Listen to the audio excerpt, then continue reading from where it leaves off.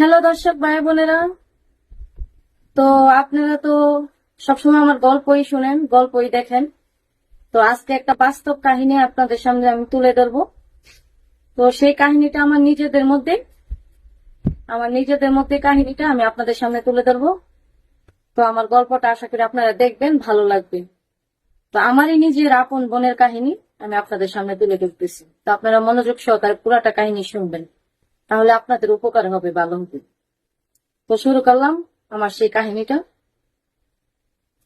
আমার এই নিজের ছোট বোন আমার এই নিজের ছোট বোন আমার নানুর বাড়িতে থাকতো, স্কুলে পড়ালেখা করতো, মাদ্রাসায় পড়ালেখা করতো, মাদ্রাসায়। তো আমার নানুর বাড়িতে থাকতো। তো আমার একটা খালাতো ভাই আছে। তো খালাতো ভাইয়ের সাথে হঠাৎ করে সে একদিন রাত্রে, তার মানে নতুন যৌবন তো ফিরে আইছে, তার নতুন যৌবন।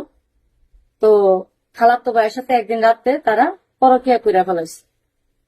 পরকিয়া করার পরে পেটে বাচ্চা হয়ে গেছে, সে বলতে পারে না। আর যখন 7 মাস হয়েছে, পেটে বাচ্চা লড়ে, তখন সে বলতেছে কি যে আমার পেটে বাচ্চা, আমার পেটে বাচ্চা।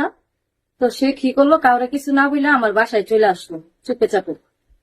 আমার বাসায় চলে আসছে। তো এর আগে বাসার আশেপাশের মানুষে, আমার নানুর বাড়ির আশেপাশের মানুষে জিজ্ঞেস করতেছে, কিরে তোর পেটটা তো বড় কেন? আমি যে বালা মন্দ খাই, আমার স্বাস্থ্য হইতেছে, পেট বড় স্বাস্থ্য হইতেছে। পরে